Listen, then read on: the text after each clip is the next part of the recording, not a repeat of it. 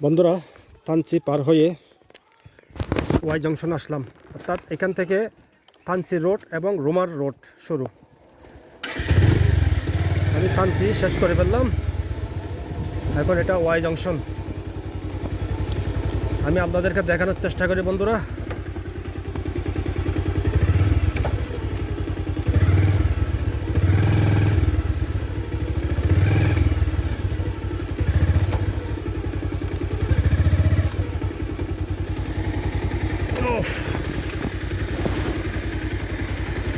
বন্ধুরা, দেখানোর চেষ্টা করি। এই জায়গাটাকে বলা হয় ওয়াই জংশন। আমি এই রোড ধরে আসছি, অর্থাৎ এটা থানচি রোড আর এটা রোমা, ওইদিকে রুমা। এটা এদিকে আপনি শেষ সীমানা যাবেন মায়ানমার, আর এদিকে শেষ সীমানা হচ্ছে ভারতের মিজোরাম, অর্থাৎ রোমা পার হয়ে। তো এখানে লেখা আছে এদিকে রোমা, এদিকে নীলগিরি। এটা ওয়াই জংশন। এটা অনেকে চেনেন জায়গাটা যারা আসছেন। আর এদিকে সোজা হচ্ছে বান্দরবান শহর, অর্থাৎ আরও ঘন্টা দেড় ঘন্টার রাস্তা বাইকের জন্য। তো ঠিক আছে বন্ধুরা, যাওয়া যাক। ততক্ষণ আমার সাথে থাকুন, আমি আপনাদেরকে দেখানোর চেষ্টা করি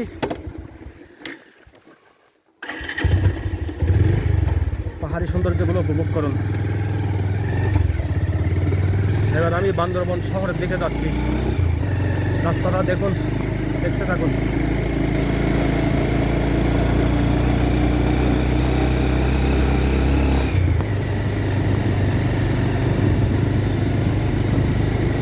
অর্থাৎ বন্ধুরা, এই এলাকাটা এখনো পর্যন্ত থানচি।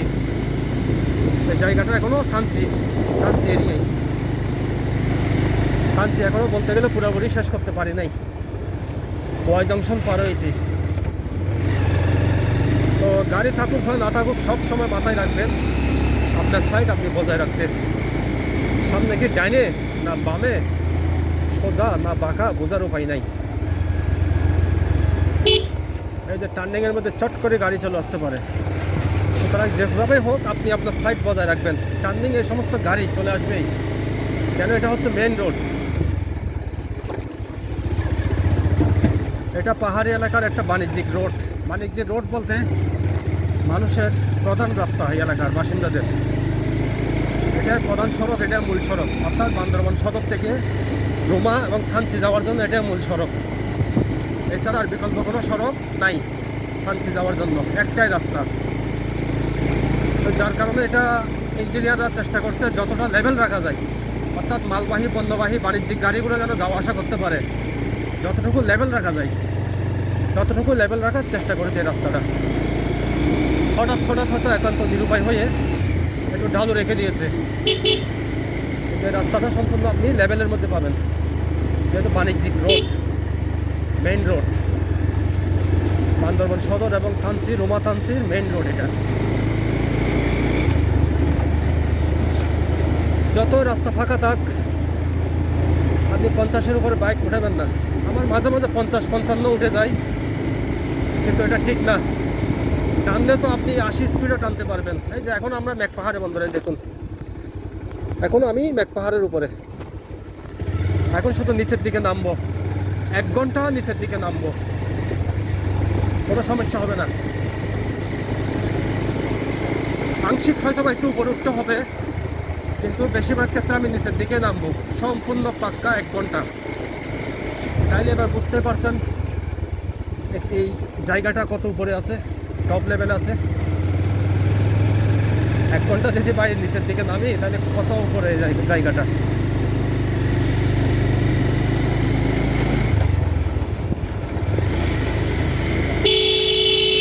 হরন দেন, চাঁদের গাড়ি চলে আসতে পারে ধাপ করে। এই দেখছেন, বলতে না বলতে বড় বড় বাসও চলে আসছে। জায়গা দিয়ে দেন, ভদ্রতা বজায় রাখুন। যেহেতু সে উপরের দিকে উঠছে অনেক কষ্ট করি, গ্যাঁ করি, তার পক্ষে ব্রেক মারা সম্ভব না। তাকে সম্মান প্রদর্শন করে তাকে জায়গা দিয়ে দিবেন। ঠিক আছে বন্ধুরা, পাহাড়ি এলাকায় কোনো রকম গ্যাদারিং করা যাবে না, কোনো রকম ভাব দেখানো যাবে না। এখানে ভাব দেখাবেন না। এই যে টার্নিংয়ের মধ্যে চলে আসছে, আপনি আপনার সাইড নিয়ে বজায় রাখুন। সেনাবাহিনীর গাড়ি। তা কিন্তু তারা ড্রাইভার ভালো আছে সেনাবাহিনীর, কেননা তারা প্রশিক্ষিত ড্রাইভার, তারা বুঝে। তারা টার্নিং এসে একদম নিজের সাইড নিজে বজায় রেখে স্লো করে ফেলছে, কারণ তারা জানে এই হিল ট্যাক্স এলাকায় তারা গাড়ি ড্রাইভ করতে করতে তাদের অভিজ্ঞতা হয়ে গেছে। ওরে বাপরে, একটা জানোয়ার আসে।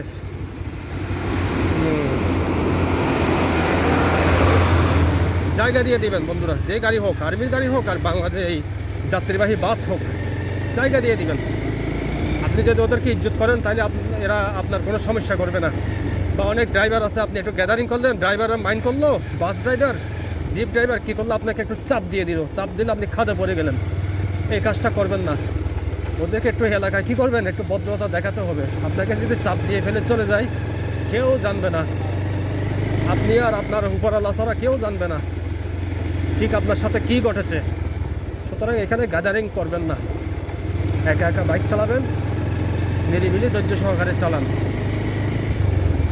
সব জায়গায় গ্যাদারিং করা যাবে না।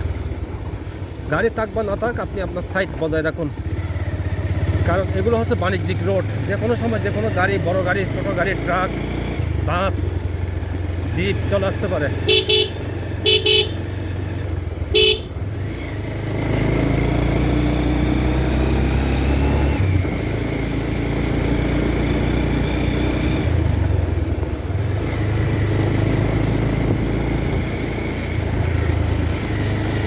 মনে হচ্ছে বন্ধুরা আমি সমতল আছি, আসলে না, এখনো কিন্তু অনেক টপ লেভেলে, বলতে গেলে মেঘ পাহাড়েই।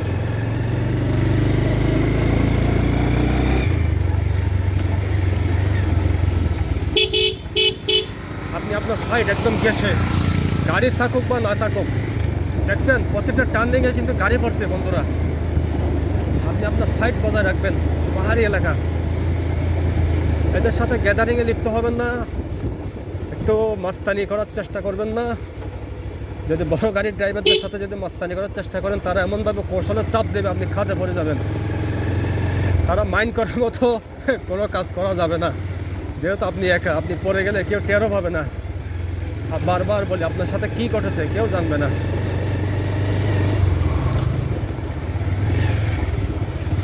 আপনার সাথে ঠিক কি হয়েছে কেউ জানবে না। সুতরাং ভদ্রতা বজায় রাখুন। পাহাড়ি এলাকায় যারা বাইক চালাবেন, আপনি দেখবেন, আপনি যদি এদেরকে দেখে দাঁড়াই যান, তো ওরা সাধ্যমতো চেষ্টা করবে আপনার সাথে যেন না লাগায়, আপনার যেন কোনো সমস্যা না হয়। আপনি যদি ভদ্রতা বজায় রেখে একটু দাঁড়াই যান, বড় গাড়ি দেখছেন জায়গা নাই, জেনেও যেতে পারবেন চালাই, কিন্তু না গিয়ে যদি একটু দাঁড়াই যান, বড় গাড়ি দেখছেন, বাস দেখছেন, ট্রাক দেখছেন, একটু দাঁড়াই যান, ও একটু ধীরে সুস্থে যাক। কারণ আপনাকে ক্রস করতে পারলে আর সাধারণত আধা ঘন্টা 1 ঘন্টার মধ্যে কোনো গাড়ি আর তার মুখোমুখি হবে না।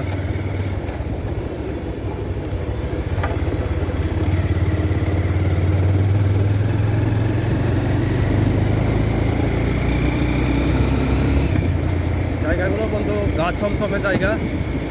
এই আধা ঘন্টা যে টানবো, এখানে কোনো লোকালয় নাই। এই আধা ঘন্টার পথ কোনো লোকালয় নাই। মোটর সাইকেলে আধা ঘন্টার পথ, কিন্তু বুঝেন কয় কিলো। যারা বাইকার তারা কিন্তু ভালোই বুঝে।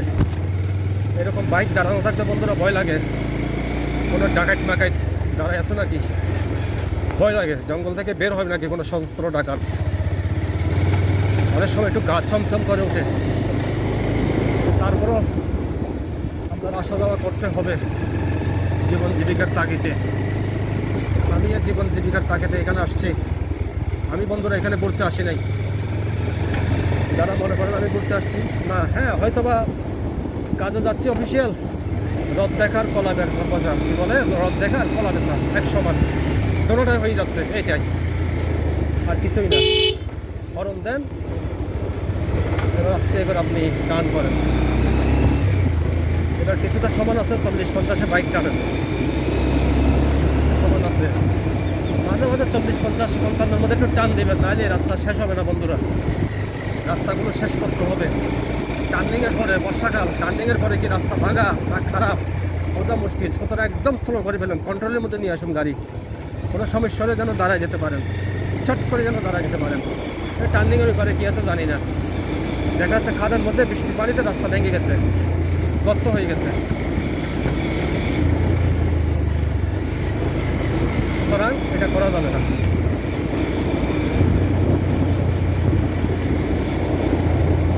এই যে সামনে নরবরে বালি, যা ব্রেক করার আগেই করে ফেলেন, ওইখানে গিয়ে ব্রেক করবেন না। এখানে আস্তে আস্তে আস্তে আস্তে আপনি হালকার উপর ঝাপসা করে ক্রস করে চলে যান।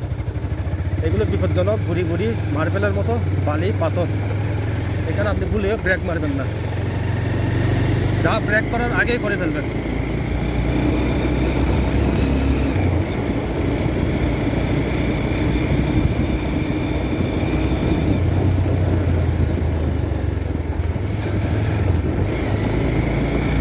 বন্ধুরা এখনো কিন্তু টপ লেভেলে নামতেই আছি, নামতেই আছি, নামতেই আছি, নামার যেন শেষ নাই বন্ধুরা, নামার যেন শেষ নাই।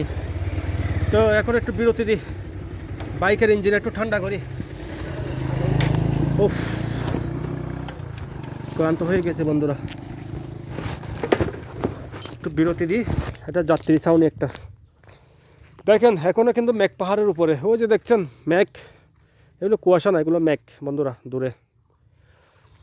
আর এই রাস্তাটা দেখেন, মোটর সাইকেল নিয়ে আসলে নামা যাবে না, বৃষ্টি হয়েছে তো গতকালকে, একটু অদৃশ্য শেওলা, ইটের উপর যেটা অদৃশ্য শেওলা জন্মে, ওইটাই হয়ে গেছে। তো ওইটা গিয়ে রাস্তাটা ওই যে এখানে, অর্থাৎ এটা পর্যটন এলাকা, ওইখানে রিসোর্ট আছে কয়েকটা। এখানে দেখেন ওইগুলো টপ লেভেলে, অনেক বড় বড় পাহাড়। এই পাহাড়টার কাছে আমি যেখানে আছি, এই পাহাড়টার কাছে কিন্তু এগুলো এই পাহাড়গুলো কিন্তু বাচ্চা বন্ধুরা, এগুলো বাচ্চা পাহাড়। তো শুধু নামতেই আছি, নামতে নামতে প্রায় 1 ঘন্টা খানিক নামবো, অনেক কষ্ট করে ঘন্টা 2 ঘন্টা উপরের দিকে উঠছি না, এখন শুধু নিচের দিকে নামবো আরামসে। ওইগুলো রিসোর্ট বন্ধুরা, কয়েকটা দেখা যাচ্ছে এগুলো রিসোর্টগুলো অনেক ব্যয়বহুল। তো যারা পর্যটক আছে তাদের জন্য আর কি।